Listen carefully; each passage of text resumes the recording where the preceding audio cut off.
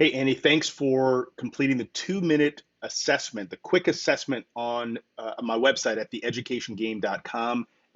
My apologies for getting back to you late on this. Things have been just crazy busy, lots of stuff going on, good things, but here's my response to your assessment. I hope this is useful to you. Please watch until the end, and then let's also schedule time to continue. Again, all my services are free, so look forward to working with you. Let's get to it.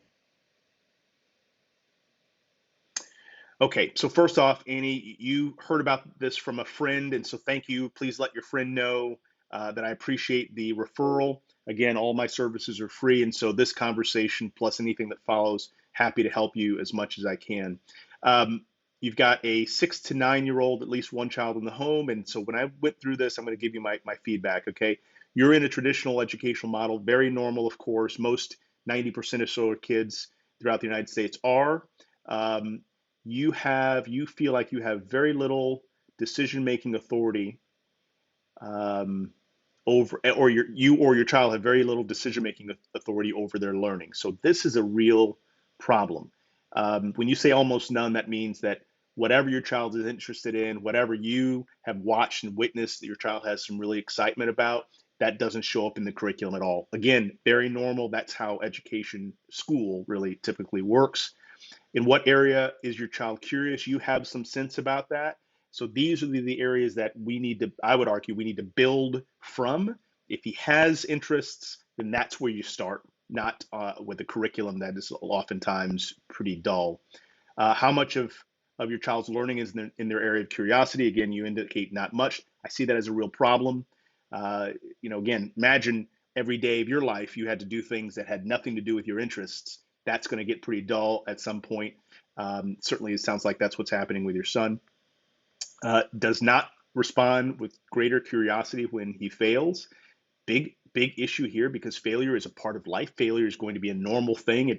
If you can't learn how to embrace failure, then you're going to stop trying, and that is again another huge issue. Not sure if they're growing more curious as they get older. Frankly, this is a truly it's a yes or no question. Either you are or you're not. And if it's neutral, then that means they're probably not.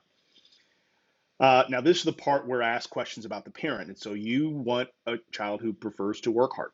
Great. It's a lot easier to work hard when you're excited about the thing you're working on, right? You'd prefer a child who is a critical thinker. This, I would argue, is the biggest problem in our country that most young people aren't growing up to know how to think critically, how to challenge people, even like let's go to politics. Challenge the political operative that you like best, the news pundit that you like best. How do you raise a child that's able to question that individual? Otherwise, we're really just following orders, following rules from others, and that's a real problem for a democracy. Let me get back to your child here, getting a little too big here. Which would you prefer for your child? You want them to be curious. Again, curiosity is different than a straight A student. A straight A student will gut out academics, but may not have any interest or even know what they're curious about. And then lastly, you want that child to have a clear purpose for their life. Of course, this is what every parent wants. Now, the other areas here that are pretty important. The first is, do you have a firm grip on how technological advances are reshaping communication work in the education landscape? So you say kind of three.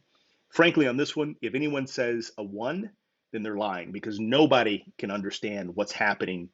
Technology is moving so fast. All we know is that it's changing and it's going to continue to change. It's probably going to change in an exponential way.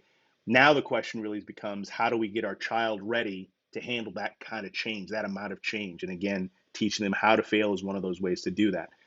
If your child's education complete? Does it cover the areas that you feel need to be covered? Here you say no. And again, my argument to there is that's an emergency.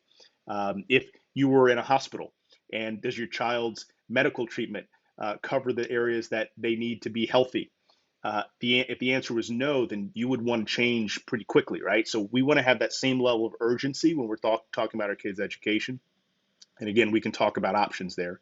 And then last, you have an on paper, on purpose plan for learning. If the answer to that is no, that's where we start. We got to have a plan put together of how we're going to tackle this deal. And then again, if your child's not learning much in school, then I got to ask the question like, what are we doing, and what are we going to do differently about that? We have to think about education the way we think about our child's health, our child's mental health and physical health. If they're not doing well, this is actually urgent. So again, my apologies, Annie, for being slow to respond to this, but I'm going to ask you in my email to reach out to me, and we can schedule a time where we can talk more about this. Looking forward to it, Annie. I hope this was helpful, and do not lose heart. The very fact that you completed this assessment means that you are a parent who's trying to figure out how to help your son, and I hope to help you to do that. So more to come. Thanks again for the note, and looking forward to working with you, Annie. Take care.